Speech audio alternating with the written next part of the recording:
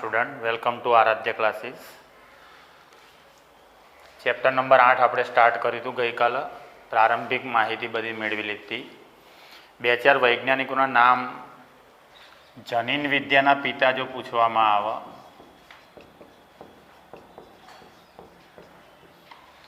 તો યાદ રાખવાનું ગ્રેગર જોહાન મેન્ડેલ. આમ જનીન શબ્દ સૌપ્રથમ પ્રયોજવામાં આવ્યો તો બેટ્સન નામના વૈજ્ઞાનિક દ્વારા એમ. પણ આધુનિક જનીન વિદ્યાના પિતા કે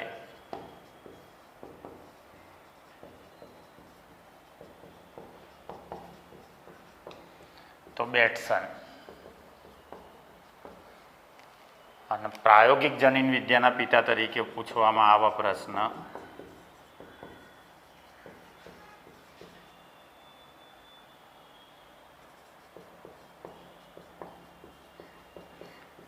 તો ડ્રોસોફિલા મેલેનોગેસ્ટર માખી ઉપર પ્રયોગ કરનાર વૈજ્ઞાનિક મોર્ગન યાદ રાખવાનું.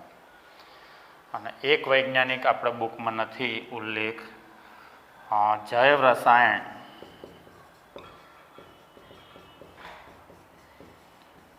જનીન વિદ્યાના પિતાનું નામ આપો તો ગેરોડ.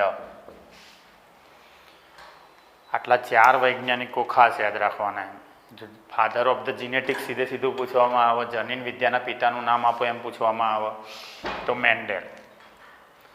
પણ આધુનિક જનીન વિદ્યાના પિતાનું નામ આપો મેન્ડેલ પછી તો બેટ્સન. પ્રાયોગિક જનીન વિદ્યા એટલે ડ્રોસોફિલા મેલેનોગેસ્ટર નામની માખી ઉપર પ્રયોગશાળામાં પ્રયોગ કરી જનીન વિશે માહિતી આપનાર વૈજ્ઞાનિક. ફળમાખી છે ડ્રોસોફિલા મેલેનોગેસ્ટર. માખીઓ 3 હોય, મધમાખી, ફળમાખી અને ગરમાખી. ગરમાખી એટલે આપણને ખબર મસ્કા ડોમેસ્ટિકા એમ. ફળમાખી એટલે ડ્રોસોફિલા મેલેનોગેસ્ટર અને મધમાખી એટલે એપિસ ઇન્ડિકા. તો માખી ઉપર પ્રયોગ કરી ફળમાખી ઉપર પ્રયોગ કરી અને જનીન વિશે માહિતી આપી મોર્ગને. એટલે પ્રાયોગિક જનીન વિદ્યાના પિતા તરીકે મોર્ગન યાદ રાખવાનું. અને જૈવ રસાયણ જનીન વિદ્યાના પિતામાં ગેરોડ યાદ રાખવાનું, કારણ કે ગેરોડે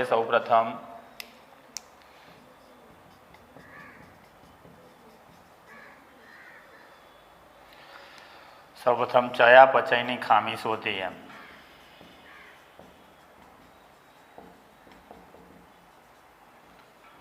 એ ચયાપચયની ખામીનું નામ યાદ રાખજો, આલ્કેપ્ટોન્યુરિયા.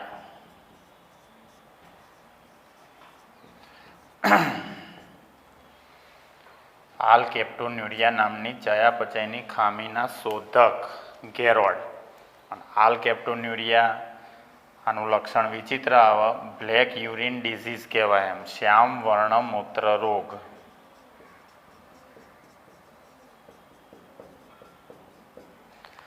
બ્લેક યુરિન ડિઝીઝ આ ચયાપચયની ખામી કહેવાય. ઉત્સેચકની ગેરહાજરીના કારણે થાય, જનીનમાં વિકૃતિ થાય એના કારણે થાય, અથવા જનીન ગેરહાજર થાય એના કારણે થાય. ઘણી આવે ચયાપચયની ખામી.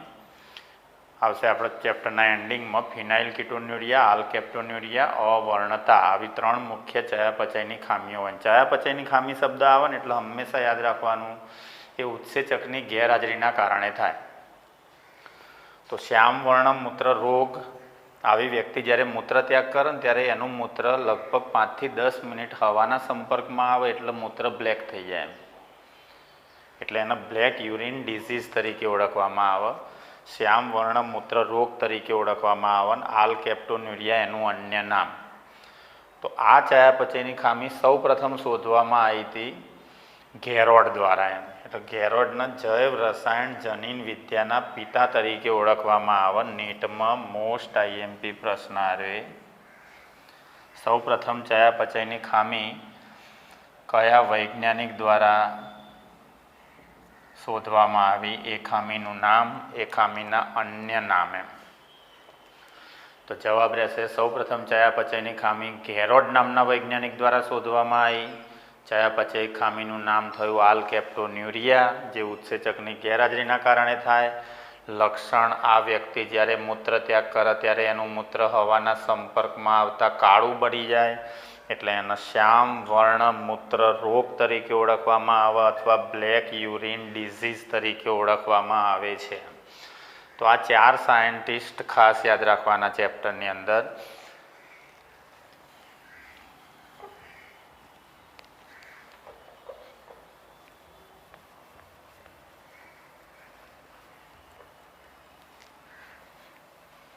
બીજો એક શબ્દ તમારા માટે તદ્દન નવો હશે, શંકર બળ અથવા હિટરોસિસ. આ એક શબ્દ તદ્દન નવો કહેવાય, શંકર બળ અથવા હિટરોસિસ. સંકરણ ટૂંકમાં માતા પિતા વચ્ચે ફલન થવાના કારણે માતા પિતાની સંતતિ જે પેદા થાય એ સંતતિ લક્ષણોમાં માતા પિતા કરતાં ચડિયાતી હોય, એટલે લક્ષણો સંતતિમાં માતા પિતા કરતાં વધારે પડતા જોવા મળતા હોય. એટલે સમજૂતી શું થશે? સંતતિ જો માતા પિતા કરતાં લક્ષણોમાં ચડિયાતી હોય તો તેને શંકર બળ કે હિટરોસિસ કહે છે. વ્યવહારમાં ઘણી વખત જોવા મળતું હોય, માતા પિતા એટલા બધા એજ્યુકેટેડ ના હોય છતાં પણ સંતતિ ડૉક્ટર બનતી હોય, સંતતિની અંદર એક્સ્ટ્રા ઓર્ડિનરી લક્ષણોનો વિકાસ થયેલો હોય, તો એ સમજી લેવાનું શંકર બળનું અથવા તો હિટરોસિસનું ઉદાહરણ છે. તો ખાલી એક વર્ડ યાદ રાખવાનો, એની ડેફિનેશન યાદ રાખજો, કદાચ પૂછાય. શંકર બળ અથવા તો સંતતિ જો માતા પિતા કરતાં લક્ષણોમાં શ્રેષ્ઠ હોય, ચડિયાતી હોય, તો તેને કયા નામે ઓળખવામાં આવે છે? એમ તો જવાબ હિટરોસિસ તરીકે ઓળખવામાં આવે. હવે પ્રયોગો ગઈકાલે આપણે બધા વર્ડ તો લઈ લીધા હતા. પ્રભાવી જનીન શું, પ્રચ્છન્ન જનીન શું, સમયુગ્મી સજીવ શું, વિષમયુગ્મી સજીવ શું, એટલે એની આપણે ચર્ચા નહીં કરીએ, ડાયરેક્ટ આપણે પ્રયોગમાં જતા રહીશું. મેન્ડેલના કાર્યો અજાણ રહેવા પાછળના કારણો પણ મેં તમને કહી દીધા. એક મહત્ત્વનું કારણ ખાસ યાદ રાખવાનું કીધું, 1865માં પ્રયોગો કર્યા હતા, 1900ની સાલ સુધી એનું કાર્ય અજાણ રહ્યું. તમારે જે રીઝન ગુજરાત બોર્ડની ચોપડીમાં આપેલા છે એમાં એક રીઝન ઉમેરી દેવાનું. એ સમયગાળા દરમિયાન કયા વૈજ્ઞાનિકની શોધ? ડાર્વિનની શોધ મેં તમને કીધી હતી. ડાર્વિનની શોધ મેન્ડેલનું કાર્ય અજાણ રહેવા પાછળનું મુખ્ય કારણ હતું. એમ એટલે નૈસર્ગિક પસંદગી સિદ્ધાંત રજૂ કરનાર વૈજ્ઞાનિક ડાર્વિન પોતે હતા. એમ એ તમારા ચેપ્ટર નંબર 7માં આવશે, ઉદ્ધ વિકાસમાં. એમ બાકી બધા રીઝન, બાકી બધા સંચાર વ્યવહાર સરળ ન હતો, આંકડાકીય પૃથ્થકરણ, એ બધું તમે ગુજરાત બોર્ડની ચોપડીમાંથી વાંચી શકો છો. એમ પણ ડાર્વિનની શોધ એક ખાસ યાદ રાખવાની, જેના કારણે મેન્ડેલનું કાર્ય અજાણ રહ્યું. એમ પછી 7 લક્ષણો છે. મેન્ડેલે વટાણાના કયા છોડ ઉપર પ્રયોગ કર્યા હતા? મેન્ડેલે પસંદ કરેલ વટાણાનો છોડ પીસમ સટાઇવમ, અને એ વટાણાના છોડ ઉપર 7 લક્ષણોનો અભ્યાસ કર્યો. એમ પ્રકાંડની ઊંચાઈ, પુષ્પનું સ્થાન, બીજનો રંગ, બીજનો આકાર, સિંગનો રંગ, સિંગનો આકાર, તે બધા લક્ષણો હતા. એમ 7 લક્ષણો. એની પ્રભાવી અભિવ્યક્તિ અને પ્રચ્છન્ન અભિવ્યક્તિ એ બધી આપણે ગઈકાલે જોઈ હતી. એમ તમારે ટેબલ સ્વરૂપે આપેલું જ છે આખે આખું, કઈ રીતે પ્રશ્ન પૂછાય એ ગઈકાલે આપણે સ્પષ્ટતા કરી હતી. એમ તો આજે આપણે ડાયરેક્ટ પ્રયોગોમાં જતા રહીએ. મેન્ડેલે કરેલા પ્રયોગો.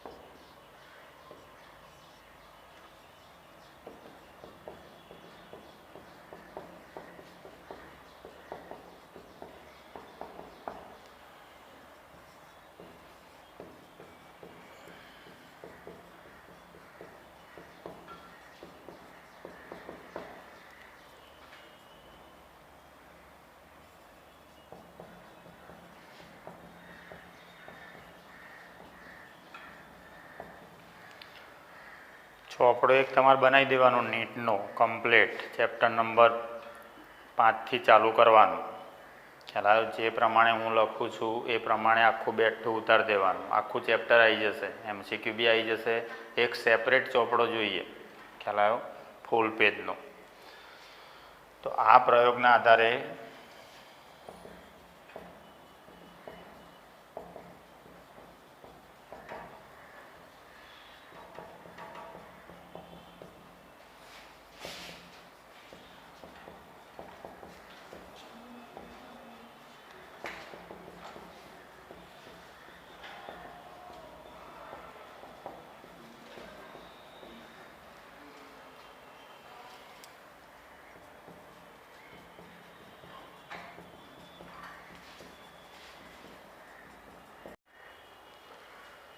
તો મેન્ડેલે કરેલા પ્રયોગો, તેના આધારે તારવવામાં આવેલા નિયમો. ટાઇટલ આવ્યું આપવાનું તમારે. મેન્ડેલે 2 પ્રયોગો કર્યા. છોડ કયો પસંદ કર્યો વટાણાનો, એને પીસમ સટાઈવમ નામ આપ્યું. તો આપણે એક પ્રયોગ તમારે યાદ રાખવાનો, એક સંકરણનો પ્રયોગ, અને બીજો પ્રયોગ યાદ રાખવાનો દ્વિસંકરણનો પ્રયોગ. એક સંકરણના પ્રયોગના આધારે મેન્ડેલે 2 નિયમો આપ્યા. એક નિયમ યાદ રાખવાનો પ્રભુતાનો નિયમ, અને બીજો નિયમ યાદ રાખવાનો વિશ્લેષણનો નિયમ. અને દ્વિસંકરણનો પ્રયોગ, એના આધારે મેન્ડેલે એક નિયમ રજૂ કર્યો, મુક્ત વિશ્લેષણનો નિયમ. હવે આ નિયમોમાં અમુક ઉદાહરણ એવા આવશે જે અપવાદ કિસ્સામાં ગણાશે, એમ કે જે મેન્ડેલના નિયમોનું પાલન ના કરતા હોય.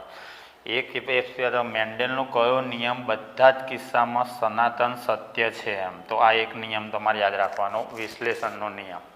આ નિયમ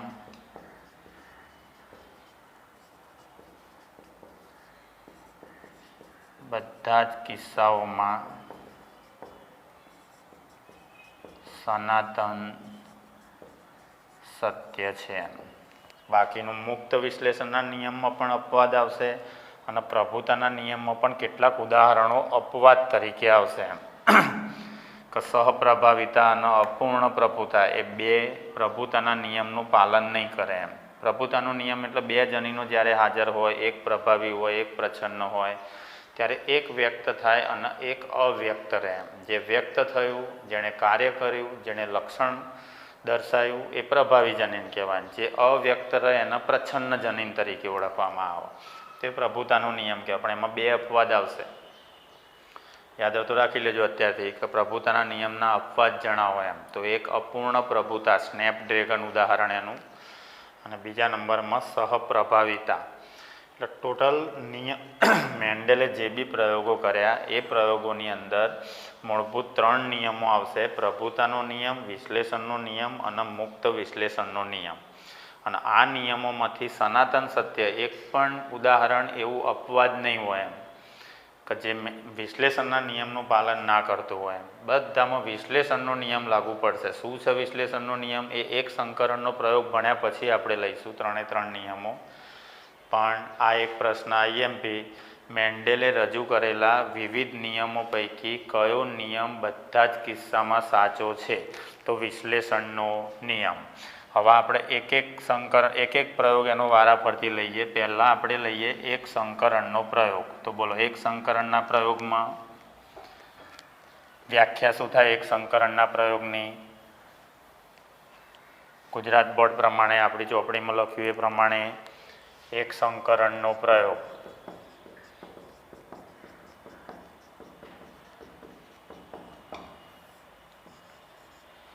તો વ્યાખ્યા શું થશે? કોઈ એક લક્ષણની આનુવંશિકતાનો અભ્યાસ, કોઈ એક લક્ષણની આનુવંશિકતાનો અભ્યાસ કરવા માટે યોજવામાં આવતા પ્રયોગને એક સંકરણનો પ્રયોગ કહે છે. એટલે કોઈ એક જ લક્ષણની આનુવંશિકતાનો અભ્યાસ કરવાનો, કોઈ એક જ લક્ષણ વારસામાં કેવી રીતે ઉતરી શકે છે તેની આનુવંશિકતાનો અભ્યાસ કરવાનો એના એક સંકરણનો પ્રયોગ કહેવાય. જેમ 2 લક્ષણની આનુવંશિકતાનો અભ્યાસ આવશે તેના દ્વિસંકરણનો પ્રયોગ કહેવાય. અહીંયા એક જ લક્ષણ આપણે પહેલાં ધ્યાનમાં રાખશું. જેમ કે લક્ષણ લખી નાખું હું, પ્રકાંડની ઊંચાઈ. પ્રકારની ઊંચાઈ જરૂરી નહીં આ જ લક્ષણ લેવામાં આવે. ટોટલ મેન્ડેલે કેટલા લક્ષણોનો અભ્યાસ કર્યો તો 7 લક્ષણોનો અભ્યાસ કર્યો હતો. એમાંથી ગમે તે લક્ષણ લઈ શકાય, પણ આપણી ચોપડી પ્રમાણે આપણે લઈએ પ્રકારની ઊંચાઈ. ઊંચાઈ એટલે ટોલ, એટલે આના 2 વૈકલ્પિક જનીનો આપણે લઈએ, એક કેપિટલ ટી અને બીજું સ્મોલ ટી. આ પ્રભાવી જનીન અને આ પ્રચ્છન્ન જનીન.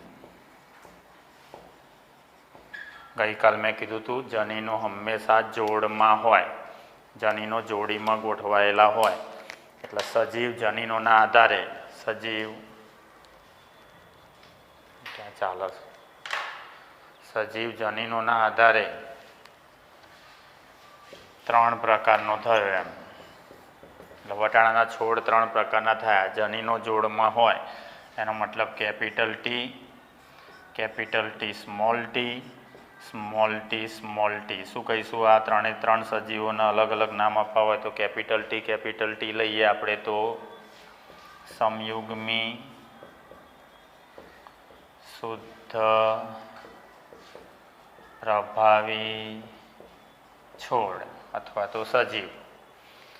બીજું પ્રભાવી પ્રચ્છન્ન ભેગા હોય તો ગઈકાલ કીધું હતું મેં વિષમયુગ્મી, અશુદ્ધ, પ્રભાવી કે પ્રચ્છન્નની સ્પષ્ટતા નહીં કરવાની, કારણ કે બંને ભેગા છે એટલે ખાલી સજીવ. એકલા પ્રચ્છન્ન જનીન આવેલા હોય એને પણ કહીશું સમયુગ્મી, શુદ્ધ, પ્રચ્છન્ન, સજીવ. તો સજીવો મૂળભૂત 3 પ્રકારના થયા. લક્ષણ કયું લીધું છે આપણે? એક જ લક્ષણ લીધું છે, પ્રકાંડની ઊંચાઈ, હાઇટ. એમાં 2 થાય, કેપિટલ ટી અને સ્મોલ ટી જનીન. પ્રભાવી જનીન કેપિટલ ટી, પ્રચ્છન્ન જનીન લઈ લેવાનું સ્મોલ ટી. સજીવો પેઢીઓ યાદ રાખો. તો શરૂઆતમાં પ્રયોગમાં જે 2 છોડ વચ્ચે પહેલાં જ સંકરણ કરાવડાવવામાં આવે એને પેરેન્ટ્સ કહેવાય, પી પેઢી. એ સંકરણ કરાવવાના કારણે જે સંતતિ પ્રાપ્ત થાય પહેલી એના ફિલિયલ પ્રોજેની એટલે પહેલી સંતાન પેઢી F1 પેઢી. F1 પેઢીનું અંદર સંકરણ કરાવડાવો એટલે ફિલિયલ પેઢી બીજી પ્રાપ્ત થશે, F2 પેઢી. 3 પેઢી યાદ રાખવાની. એટલે એક થયું લક્ષણ, બીજું સજીવો, ત્રીજા નંબરમાં પેઢીઓ. આટલી 3 વસ્તુ ખાસ એક સંકરણના પ્રયોગમાં યાદ રાખવાની. ઠેઠ સંકરણ કરાવતા આપણે F2 પેઢી સુધી જવું પડે. હવે એ F2 પેઢીની અંદર આખું F2 પેઢી પૂરું થાય ત્યારે જઈને પછી તારણ કાઢવામાં આવે કે જનીન પ્રકાર કયો અથવા ઊંચા છોડ કેટલા મળ્યા, નીચા છોડ કેટલા મળ્યા, એમ ટૂંકમાં.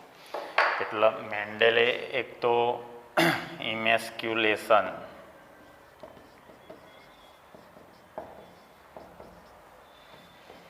જેનો અર્થ થાય પુરુષત્વનો નાશ,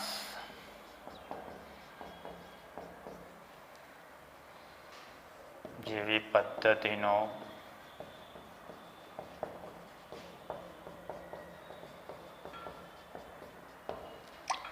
વિકાસ કર્યો. હવે ઇમેસ્ક્યુલેશન એટલે પુરુષત્વનો નાશ. તમારા ચેપ્ટર નંબર 2માં કૃત્રિમ સંકરણ આવ્યું હશે. ચેપ્ટર નંબર 2 ચાલી ગયું હોય તો ગુજરાત બોર્ડમાં કૃત્રિમ સંકરણ, એમાં ઇમેસ્ક્યુલેશન અને બેગિંગ એટલે કોથળી ચડાવવી એમ. ઇમેસ્ક્યુલેશન એટલે વ્યંધીકરણ, પુરુષત્વનો નાશ. એનો અર્થ થાય એક જોડ ચીપિયાની મદદથી પરાગાશયને દૂર કરવું એમ. એટલે પરાગાશયને તમે દૂર કરો. પરાગાશય કોનો ભાગ કહેવાય? પુંકેસરનો ભાગ કહેવાય. એટલે પુંકેસરના પુષ્પમાંથી આપણે દૂર કરી નાખ્યું એટલે પુરુષત્વનો શું થયો કહેવાય? નાશ. એટલે ઇમેસ્ક્યુલેશનનું શુદ્ધ ગુજરાતી પુરુષત્વનો નાશ. હજુ હતું અન્ય નામ કહેવું હોય તો વ્યંતિકરણ. એટલે 3 શબ્દો થયા અહીંયા: ઇમેસ્ક્યુલેશન, વ્યંતિકરણ અથવા પુરુષત્વનો નાશ. વટાણાનો છોડ કયો લીધો? પીસમ સટાઈવમ. એટલે પી પેઢી તરીકે, પેરેન્ટ્સ તરીકે શું પસંદ કર્યા? પહેલા વટાણાના શુદ્ધ ઊંચા છોડ, શુદ્ધ સંયુગ્મી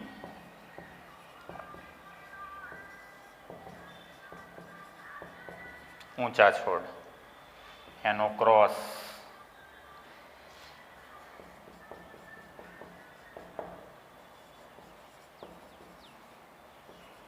શુદ્ધ સંયુગ્મી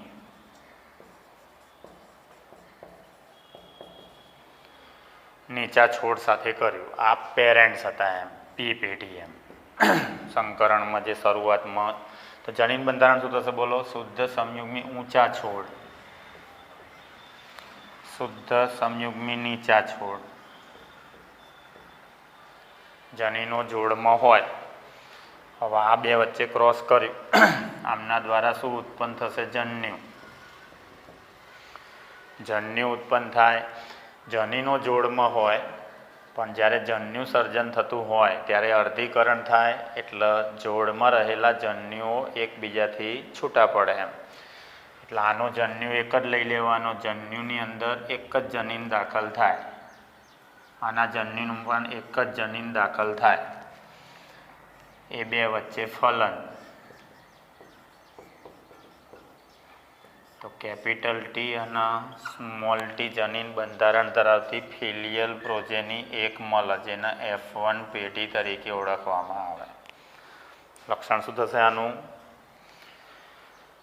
જે F1 પેઢીમાં આપણને મળ્યું એમાં એક પ્રભાવી છે અને એક પ્રચ્છન્ન છે. એનો મતલબ જ્યાં સુધી પ્રભાવી હાજર હોય ત્યાં સુધી ટી જનીન શું ઇન્ડિકેટ કરતું હતું? ટી જનીન ઊંચું પ્રકાંડ, સ્મોલ ટી નીચું પ્રકાંડ. એટલે બે જનીન હાજર છે, એક પ્રભાવી એક પ્રચ્છન્ન. જ્યાં સુધી પ્રભાવી જનીન હાજર હોય ત્યાં સુધી પ્રચ્છન્ન વ્યક્ત ના થાય. તો છોડ કેવો મળવાનો? ઊંચો જ મળવાનો એમ. અને ટીનું જ લક્ષણ આવશે, સ્મોલ ટીનું લક્ષણ દબાઈ જશે. પણ સજીવ કેવો મળ્યો આપણને? વિષમયુગ્મી. આને શું બોલશું આપણે? વિષમયુગ્મી અશુદ્ધ ઊંચો કે નીચો? તો કેપિટલ ટીનું લક્ષણ લેવાનું, ઊંચા છોડ. એટલે F1 પેઢીમાં મેન્ડેલને જે બી પ્રાપ્ત થયું એનું દેખાવ કેવો હતો અથવા સ્વરૂપ પ્રકાર કેવો હતો? તો એ ઊંચા છોડ હતા એમ. પણ એ એટલા ઊંચા હતા કે જેટલા F1માં પી પેઢીમાં હતા, પેરેન્ટ્સ હતા એમ. આ જેટલો છોડ ઊંચો હતો એટલો ઊંચો આ મળ્યો. જનીન બંધારણ ખાલી અલગ હતું એમ. પી પેઢી તરીકે લીધેલા છોડની અંદર, પી પેઢી તરીકે લીધેલા છોડની અંદર વટાણા છોડની જેટલી ઊંચાઈ હતી એટલી ને એટલી ઊંચાઈ F1 સંતતિમાં જે ઊંચા છોડ મળ્યા એ છોડની ઊંચાઈ પણ એટલી જ હતી એમ. તો આ બંને લેવું તમારા ગુજરાત બોર્ડની ચોપડીમાં લખેલું છે કે F1 સંતતિમાં જે બી છોડ પ્રાપ્ત થયા એની ઊંચાઈ એટલી હતી જેટલા તે પેરેન્ટ્સમાં હતા, એટલે કે પી પેઢીમાં હતા એમ. એટલે આ બંનેની ઊંચાઈ સરખી. ફરક શું? જનીન બંધારણનો ફરક. આમાં કેપિટલ ટી છે, આમાં કેપિટલ ટી અને સ્મોલ ટી છે એમ ટૂંકમાં. એટલે આ ઊંચા છોડ અને આ પણ ઊંચા છોડ, ખાલી જનીન બંધારણ બંનેનું અલગ અલગ લેવાનું એમ. અને પ્રભાવી પ્રચ્છન્ન મિક્સ તો એનો વિષમયુગ્મી અશુદ્ધ ઊંચા છોડ તરીકે ઓળખવામાં આવે. હવે આનો આ જ પ્રયોગ પછી F1 પેઢીથી આપણે સ્ટાર્ટ કરીએ. તો F1 પેઢીથી આપણને પ્રાપ્ત થયું હવે F1નું અંદરો અંદર સંકરણ કરાવડાવવામાં આવે. F1 પેટીનું અંદરો અંદર સંકરણ યોજવામાં આવ્યું. પરિણામે F2 પેટી પ્રાપ્ત થઈ. હવે F1માં શું મળ્યું હતું આપણને? F1 પેટીમાં કેપિટલ ટી અને સ્મોલ ટી પ્રાપ્ત થયા હતા. શું કહીશું આના? વિષમયુગ્મી અશુદ્ધ ઊંચા અંદરો અંદર સ્વફલન, એટલે વિષમયુગ્મી અશુદ્ધ ઊંચાનું વિષમયુગ્મી અશુદ્ધ ઊંચા સાથે સંકરણ કર્યું. હવે જન્યુ સર્જન થશે. જન્યુ નિર્માણ વખતે જોડમાં રહેલા બંને જનીનો છૂટા પડશે. જોડમાં રહેલા બંને જનીનો છૂટા પડશે તો 4 જન્યુ ઉત્પન્ન થયા. 2 જન્યુ આ પિતૃ દ્વારા, 2 જન્યુ આ પિતૃ દ્વારા. હવે 2 જન્યુ અન્ય 2 જન્યુનું કેટલા પ્રકારે ફલન કરે? 4 પ્રકારે ફલન કરે. તો જે પેઢી પ્રાપ્ત થશે એને ફિલિયલ પ્રોજેની કહેવાય, પણ દ્વિતીય સંતાન પેઢી. બોલો ક્રોસ કરીએ તો capital T capital T, capital T small T, capital T small T અને small T small T. F2 પેઢીમાં કેટલા છોડ મળ્યા? 4. બોલો લક્ષણો. સમયુગ્મી શુદ્ધ ઊંચા, વિષમયુગ્મી અશુદ્ધ ઊંચા, વિષમયુગ્મી અશુદ્ધ ઊંચા, સમયુગ્મી શુદ્ધ નીચા. સમયુગ્મી શુદ્ધ ઊંચા, વિષમયુગ્મી અશુદ્ધ ઊંચા, વિષમયુગ્મી અશુદ્ધ ઊંચા અને સમયુગ્મી શુદ્ધ નીચા. પણ આ પ્રચ્છન્ન છે, આ પ્રભાવી પ્રચ્છન્ન ભેગા થયા અને આ એકલા પ્રભાવી થયા. ટોટલ કેટલા છોડ મળ્યા F2 પેઢીમાં? 4. હવે આ 4નો જો આપણે સ્વરૂપ પ્રકાર લખીએ, 2 પ્રકાર આવે. એક સ્વરૂપ પ્રકાર જેનું નામ આપવામાં આવે ફિનોટાઇપ,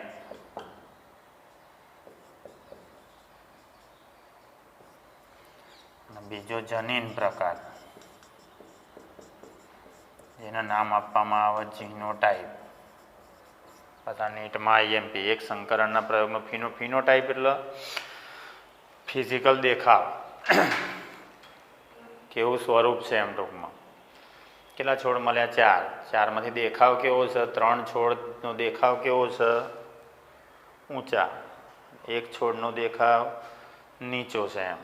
એનો મતલબ 4માંથી 3 છોડ ઊંચા મળ્યા અને 1 છોડ નીચો મળ્યો. તો ફિનોટાઇપ શું થશે? એક સંકરણના પ્રયોગનો 3:1. અને જીનોટાઇપ લો તમે. જીનોટાઇપ એટલે એકલા પ્રભાવીવાળા કેટલા, એકલા પ્રચ્છન્નવાળા કેટલા અને પ્રભાવી પ્રચ્છન્ન મિક્સ હોય એવા કેટલા એમ. બંને પ્રભાવી હોય જનીનો એવા 1 છોડ મળ્યો એમ. પ્રભાવી પ્રચ્છન્ન એક આવેલા હોય એવા 2 મળ્યા એમ. સ્મોલ ટી વાળા 1 મળ્યા એમ. એટલે જ્યારે તમે આ યાદ રાખજો, આ પ્રયોગમાં હું સ્લો છું એકદમ, પણ પછી ઉપરા ઉપરી 2-3 પ્રયોગો આમટા પતી જશે એમ. બેઝિક ફંડા ક્લિયર થઈ જાય એટલે દરેક પ્રયોગના અંતે સ્વરૂપ પ્રકાર આવે અને જનીન પ્રકાર આવે. સ્વરૂપ પ્રકાર ફિનોટાઇપ, જનીન પ્રકાર જીનોટાઇપ. જીનોટાઇપ હંમેશા કોઈ બી પ્રયોગનો જીનોટાઇપ નક્કી કરવો હોય તો એ જીનોટાઇપ નક્કી કરવાની અંદર સીધું પહેલાં પ્રભાવી જનીન લેવાના. પ્રભાવી જનીનોના ઉતરતા ક્રમમાં ગોઠવવાના. જેમ કે અહીંયા આપણે લખ્યું જીનોટાઇપ, તો બંને પ્રભાવી જનીનવાળા 1 છોડ હતા એમ. પછી 1 પ્રભાવી જનીન હોય અને 1 પ્રચ્છન્ન હોય એવા 2 છોડ, અને 1 બી પ્રભાવી ના હોય, બધા પ્રચ્છન્ન હોય એવો 1 છોડ એમ. એટલે આ બંને નીટમાં પૂછાઈ ગયા પ્રશ્નો. એક સંકરણના પ્રયોગનો ફિનોટાઇપ જણાવો, એક સંકરણના પ્રયોગનો જીનોટાઇપ જણાવો. તો એક સંકરણના પ્રયોગનો જીનોટાઇપ 1:2:1 અને ફિનોટાઇપ લઈ લેવાનું તમારે 3:1. તો શરૂઆત પેરેન્ટ્સથી કરી હતી, પછી F1 પેઢી અને પછી F2 પેઢી. એમ આ બેઝિક ચાર્ટ આખો યાદ રાખી લેવાનો. એટલે એક સંકરણનો પ્રયોગ થાય અને આના આધારે મેન્ડલે 2 નિયમો રજૂ કર્યા. કયા 2 નિયમો કીધા? એક આગળ લખાવડાવી મેં તમને, પ્રભુતાનો નિયમ, અને બીજું વિશ્લેષણનો નિયમ. એટલે એક સંકરણના પ્રયોગના આધારે મેન્ડલે 2 નિયમો રજૂ કર્યા, એક પ્રભુતાનો નિયમ અને બીજું વિશ્લેષણનો નિયમ. પ્રભુતાનો નિયમ એના આધારે પ્રભુત્વ કોનું, એમ જ્યારે સજીવની અંદર 2 જનીનો હાજર હોય ને એ 2 જનીનો પૈકી, આ એક ઉદાહરણ જ લઈને હેડો આપણે, જ્યારે સજીવમાં 2 જનીનો હાજર હોય ત્યારે આ 2 જનીનો પૈકી એક જનીન વ્યક્ત થાય અને એક જનીન વ્યક્ત થતું નથી. જે જનીન વ્યક્ત, કયું જનીન વ્યક્ત થાય છે? Capital T. તો જે જનીન વ્યક્ત થાય એના પ્રભાવી જનીન કહેવાય. જે જનીન વ્યક્ત ના રહેતું હોય, અસર ના દર્શાવી શકતું હોય, એના પ્રચ્છન્ન જનીન કહેવાય. અને પ્રભુતાના નિયમના અપવાદમાં યાદ રાખજો 2 તમારા આવશે. દ્વિસંકરણના પ્રયોગના આધારે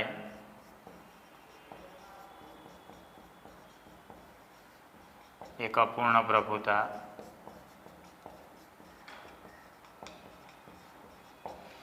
અને એક સહપ્રભાવિતા.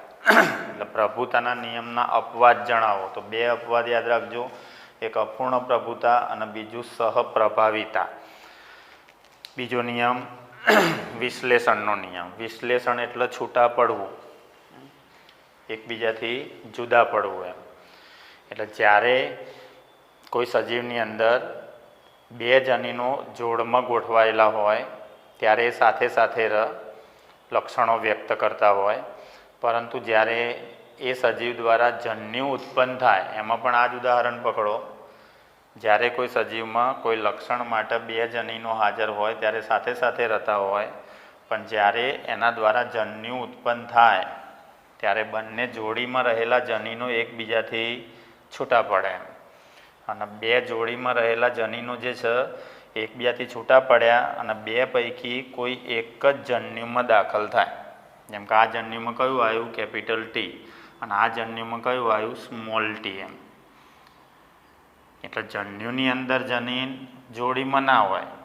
ખબર પડે શું સમજાવવાનો પ્રયત્ન કરું છું? વિશ્લેષણના નિયમમાં જે જન્યુ ઉત્પન્ન થાય એ જન્યુમાં જનીન, સજીવમાં જે જોડીમાં હતું જનીન, એમ ટૂંકમાં બંને 2 જનીનો સજીવમાં હતા, પણ જન્યુમાં 2 ના હોય. એમ જન્યુમાં 2 પૈકી કોઈ એક જ જનીન હાજર હોય, કાં તો પ્રભાવી હોય કાં તો પ્રચ્છન્ન હોય. એટલે જન્યુ શું થયું? આ જન્યુ હંમેશા શુદ્ધ જ થયું, આ જન્યુ પણ હંમેશા શુદ્ધ જ થયું. જન્યુ હંમેશા શુદ્ધ હોય એટલે વિધાન આવું થાય, સજીવ લક્ષણની બાબતમાં શુદ્ધ હોય અથવા તો અશુદ્ધ હોય, જન્યુ જે તે લક્ષણની બાબતમાં હંમેશા શુદ્ધ જ હોય. એક સંકરણના પ્રયોગના નિયમ છે. અરે આ પછી દ્વિસંકરણના પ્રયોગમાં લાગુ નહીં પડે. દ્વિસંકરણના પ્રયોગમાં નિયમ બદલાઈ જશે. વિશ્લેષણનો નિયમ કયા પ્રયોગના આધારિત છે? એમ તો એક સંકરણના પ્રયોગના આધારિત છે. એટલે સજીવ જે તે લક્ષણની બાબતમાં શુદ્ધ કે અશુદ્ધ હોઈ શકે, પરંતુ જન્યુ જે તે લક્ષણની બાબતમાં શુદ્ધ જ હોય હંમેશા. કેમ? કારણ કે જન્યુમાં એક જ જનીન હાજર હોય. અશુદ્ધ તો ક્યારે બોલાય? જ્યારે પ્રભાવી પ્રચ્છન્ન ભેગા હોય ત્યારે. એનો મતલબ 2 જનીન ભેગા હોય ત્યારે. જન્યુમાં 2 જનીન ભેગા હોતા નથી, એક જ જનીન હાજર હોય. આના જન્યુની શુદ્ધતાનો નિયમ પણ કહેવાય. તો આ 2 નિયમ મોસ્ટ IMP પ્રશ્ન એ રીતે પૂછાય કે એક સંકરણના પ્રયોગના આધારે મેન્ડેલે તારવેલા 2 નિયમોના નામ આપો. પ્રભુતાનો નિયમ અને વિશ્લેષણનો નિયમ. આના આનુવંશિકતાના નિયમો પણ કહેવાય. પ્રભુતાના નિયમમાં અપવાદ આવે છે, અપૂર્ણ પ્રભુતા અને સહપ્રભાવિતા, ઇનકમ્પ્લીટ ડોમિનન્સ એન્ડ કોડોમિનન્સ. અને આ ડોમિનન્સ. વિશ્લેષણનો નિયમ આગળ મેં કીધું તમને, કયો નિયમ મેન્ડલનો બધા જ કિસ્સામાં સાચો હોય તો વિશ્લેષણનો નિયમ સાચો કહેવાય. તો આ એક સંકરણનો પ્રયોગ મોસ્ટ આઈએમપી ટોપિક તમારા રહે. આ બે યાદ રાખવાના કે એક સંકરણના પ્રયોગમાં છેલ્લો ફિનોટાઈપ કેટલો અને જીનોટાઈપ કેટલો. ફિનોટાઈપ એટલે સ્વરૂપ પ્રકાર અને જીનોટાઈપ એટલે જનીન પ્રકાર. સ્વરૂપ પ્રકાર 3:1 અને જનીન પ્રકાર 1:2:1. હવે આના લગતા પ્રશ્નો હું તમને એમ પૂછું, દાખલા તરીકે પહેલો MCQ એ રીતે આવે, સંકરણ ગમે તે વચ્ચે પૂછવામાં આવે. ખ્યાલ આવ્યો? સંકરણ એવું નહીં કે આપણે આપ્યો એ પ્રયોગ એના આધારે પ્રશ્ન હોય, પણ એક સંકરણના પ્રયોગના MCQ લઈએ આપણે.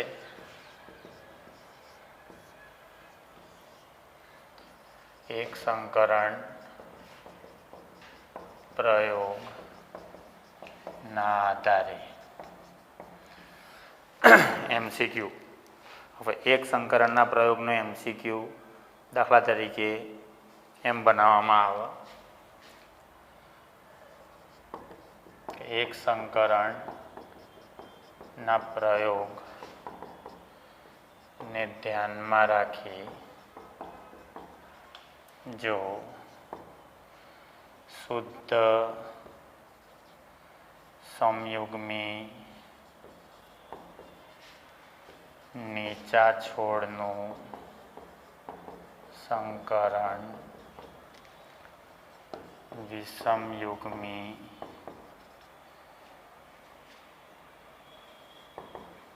ઊંચા છોડ સાથે કરવામાં આવે તો પ્રાપ્ત સ્વરૂપ પ્રકાર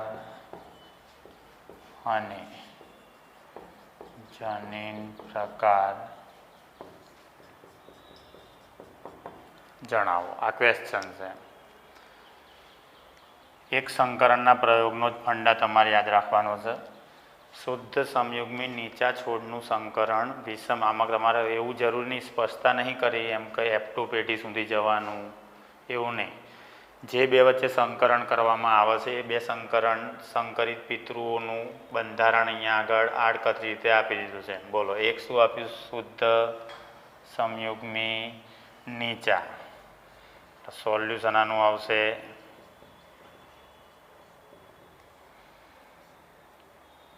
જે સંકરણમાં પસંદ કર્યા એ પી પેઢી કહેવાય. શું લખ્યું છે? શુદ્ધ સમયુગ્મી નીચા છોડ. એનો મતલબ સ્મોલ ટી થશે.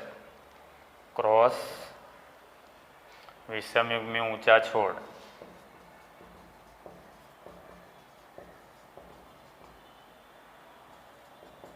વિષમયુગ્મી ઊંચા છોડ એનો મતલબ એનું થયું કેપિટલ ટી અને સ્મોલ ટી. છેલ્લે તમારે શું નક્કી કરવાનું છે સોલ્યુશનમાં? સ્વરૂપ પ્રકાર અને જનીન પ્રકાર. બોલો, આનો જન્યુ એક જ આવશે, સ્મોલ ટી. આનો જન્યુ બે થશે, કેપિટલ ટી અને સ્મોલ ટી. બે જન્યુ અને એક જન્યુ એટલે 2 એકા 2 એટલે પ્રાપ્ત છોડની સંખ્યા 2 થશે. હવે આનું સંકરણ આની સાથે તો શું મળશે? કેપિટલ ટી અને સ્મોલ ટી. આનું સંકરણ આની સાથે સ્મોલ ટી અને સ્મોલ ટી. એનો મતલબ છોડ કેટલા મળ્યા? 2. સ્વરૂપ પ્રકાર શું થશે? દેખાવ. ઊંચા કેટલા મળ્યા? 1. નીચા કેટલા મળ્યા? 1. અહીંયા ઉપર લખવાનું ઊંચા નીચા. જનીન પ્રકારમાં મેં તમને પહેલાં જ કીધું, પ્રભાવીવાળા પહેલાં ગણવાના. આમાં એક પ્રભાવી જનીન હાજર છે, એક પ્રચ્છન્ન, આમાં એક પણ હાજર નહીં. એમ તો વિષમયુગ્મી અથવા એક પ્રભાવી ને એક પ્રચ્છન્ન ધરાવતા છોડ 1 અને એક પણ પ્રભાવી જનીન ના ધરાવતા હોય એવા છોડ પણ 1. તો આ એવું ઉદાહરણ થયું કહેવાય જેમાં ફિનોટાઈપ અને જીનોટાઈપ બંને સમાન થયા. ફિનોટાઈપ પણ 1:1 આવ્યું, જીનોટાઈપ પણ 1:1 આવ્યું. બસ આના લગતા બીજા 10 MCQ છે, પણ એ બધા હું તમને પહોંચતા કરી દઈશ. પેમ્ફલેટ દ્વારા. પણ આ ટાઈપનો પ્રશ્ન નીટમાં 2013, 2008 પીએમટીના આગળ પેપરો લેવાયા એ દરેકની અંદર આ ટાઈપના ક્વેશ્ચન હતા. એમ પિતૃનું બંધારણ આપી દેવામાં આવે અને તમને ગમે તેનો જીનોટાઈપ પણ પૂછવામાં આવે અને ફિનોટાઈપ પણ પૂછવામાં આવે. પણ એટલું યાદ રાખવાનું કે તમે ગુજરાત બોર્ડની અંદર આખો એક સંકરણનો પ્રયોગ ભણ્યા. હવે એક સંકરણના પ્રયોગની અંદર આપણને F1 પેઢીમાં, F2 પેઢીમાં, F2 પેઢીમાં જે પ્રાપ્ત થયું આપણને એક સંકરણનો પ્રયોગ જ F2 પેઢી. હવે F2 પેઢીમાં ટોટલ કેટલા છોડ મળે છે? 4 છોડ પ્રાપ્ત થાય છે, જેમાંથી 3 ઊંચા અને 1 નીચો. 3 ઊંચામાંથી તમે યાદ કરો. F2 પેઢી અહીંયા હું લખી નાખું છું. F2 પેઢી શું મળી હતું? Capital T, capital T, capital T, small t, capital T, small t, small t, small t. આગળ આપણે પ્રયોગ ભણ્યા એમાં તો 3 ઊંચા મળ્યા અને 1 નીચો મળ્યો. પણ 3 ઊંચા મળ્યા એમાં 1 સંયુગ્મી ઊંચો મળ્યો અને 2 વિષમયુગ્મી ઊંચા મળ્યા. ખબર છે? અહીંયા આગળ એ 3 ઊંચા મળ્યા અને એમાંથી 1 સમયુગ્મી ઊંચો મળ્યો અને 2 વિષમયુગ્મી ઊંચા મળ્યા. 1 તો નીચો પ્રાપ્ત થયો છે. એમ તો એક ક્વેશ્ચન આ રીતે છે, મેન્ડેલને એક સંકરણના પ્રયોગના અંતે 1064 છોડ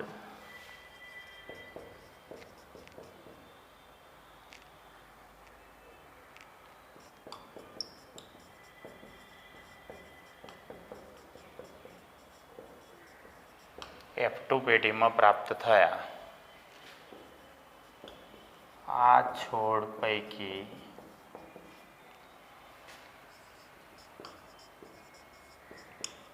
સંયુગ્મી ઊંચા,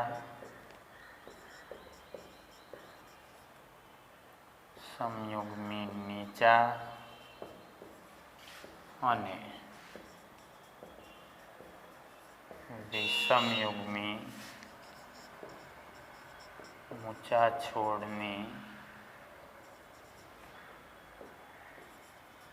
અંદાજિત સંખ્યા કેટલી હશે? મેન્ડેલને એક સંકરણના પ્રયોગના અંતે 1064 છોડ F2 પેઢીમાં પ્રાપ્ત થયા. આ છોડ પૈકી પહેલો પ્રશ્ન પૂછ્યો છે તમને સમયુગ્મી ઊંચા, એનો મતલબ આવા. બીજો સમયુગ્મી નીચા, એનો મતલબ આવું બંધારણ ધરાવતા હોય એવા. અને છેલ્લો વિષમયુગ્મી ઊંચા, એનો મતલબ આ ટાઈપનું બંધારણ ધરાવતા હોય એવા. 3 પ્રશ્નોના જવાબ તમે મેળવવાના. આવા કેટલા મળ્યા, વિષમયુગ્મી કેટલા મળ્યા, અને આ તમારા ગુજરાત બોર્ડમાં જે એક સંકરણનો પ્રયોગ આવે. સિમ્પલ જ લોજિક મારવાનું. જો 4 છોડ પ્રાપ્ત થતા હોય તો 2 છોડ વિષમયુગ્મી ઊંચા પર પ્રાપ્ત થાય છે. 1064 છોડ પ્રાપ્ત થતા હોય તો કેટલા? શું થશે ઇક્વેશન? આ ટાઈપનું થશે. બોલો, 4 છોડ જો F2 પેઢીમાં પ્રાપ્ત થાય તો પહેલા પ્રશ્નનો જવાબ સમયુગ્મી ઊંચા કેટલા મળે છે? 1. કેટલા છોડ મળ્યા? 1064. 1064 એ કેટલા? તો 1064 ભાગ્યા 4. જે જવાબ આવે એ તમારો આન્સર. અને પહેલું સોલ્યુશન. બીજું સોલ્યુશન, 4 છોડ પ્રાપ્ત થતા હોય F2 પેઢીમાં, તેમાંથી વિષમયુગ્મી ઊંચા કેટલા મળે છે? 2. પહેલા સમયુગ્મી નીચા. સમયુગ્મી નીચાનો જવાબ એવો ને એવો જ આવશે, આની જેમ એમ.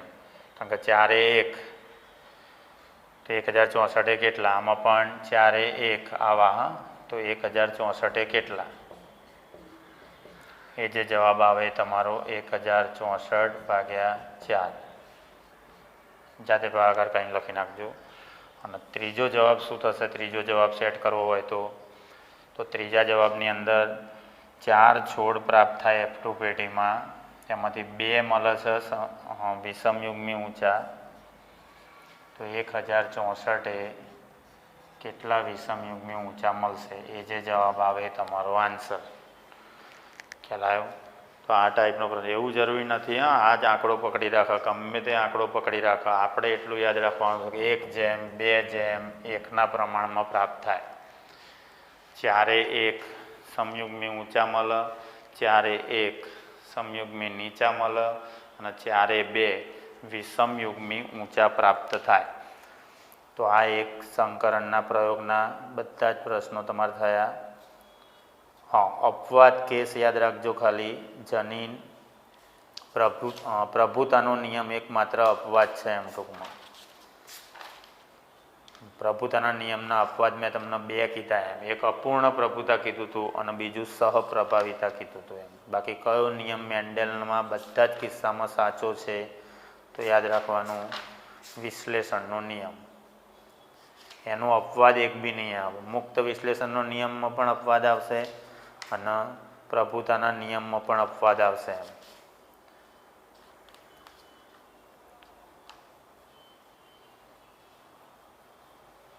અને 7 લક્ષણોનું જે ટેબલ આપ્યું છે તમારે, જે હું પ્રશ્નની અંદર એવું જરૂરી નહીં કે ઊંચા નીચા જ પૂછવામાં આવે. એમ પુષ્પનું સ્થાન પણ આપી શકાય, બીજનો રંગ પણ આપી શકાય. મેન્ડેલે એના પ્રયોગમાં કુલ કેટલા લક્ષણોનો અભ્યાસ કર્યો? તો 7 લક્ષણોનો અભ્યાસ કર્યો. એટલે કન્ફ્યુઝન ઊભું કરવા માટે બીજનો રંગ પણ આપવામાં આવે. હા, બીજનો રંગ કીધો હોય ખાલી તો પછી એક સંકરણનો પ્રયોગ લઈ લેવાનો. બીજનો રંગ અને બીજનો આકાર બંને જો સ્પષ્ટતા કરવામાં આવે, 2 લક્ષણોની સ્પષ્ટતા હંમેશા પ્રશ્નમાં થાય તો એ પ્રયોગ તમારે લઈ લેવાનો દ્વિસંકરણનો પ્રયોગ. અને જો પ્રશ્નમાં એક જ લક્ષણનો અભ્યાસ કરવામાં આવે તો એને એક સંકરણના પ્રયોગ તરીકે ઓળખવામાં આવે. હવે જન્યુ જે બી નિર્માણ થતા હોય એ જન્યુનું સૂત્ર હંમેશા યાદ રાખજો એ દ્વિસંકરણના પ્રયોગ. એક સંકરણનો પ્રયોગ તમારે સંપૂર્ણ રીતે પૂરો થઈ ગયો કહેવાય. અને જન્યુનું સૂત્ર અહીંયા આગળ હું લખું છું જે તમારે બહુ કામમાં આવશે. જન્યુની સંખ્યા સજીવ દ્વારા ઉત્પન્ન થતા જન્યુની સંખ્યા બરાબર 2:n. આ સૂત્ર હંમેશા આખા પાઠમાં યાદ રાખજો. જ્યાં n બરાબર વિષમયુગ્મી જોડની સંખ્યા. જ્યાં n આવે ત્યાં તમારે વિષમયુગ્મી જોડની સંખ્યા તરીકે યાદ રાખવાનું. બરાબર? પછી દ્વિસંકરણનો પ્રયોગ પછી લઈશું. એમ પ્રણામ.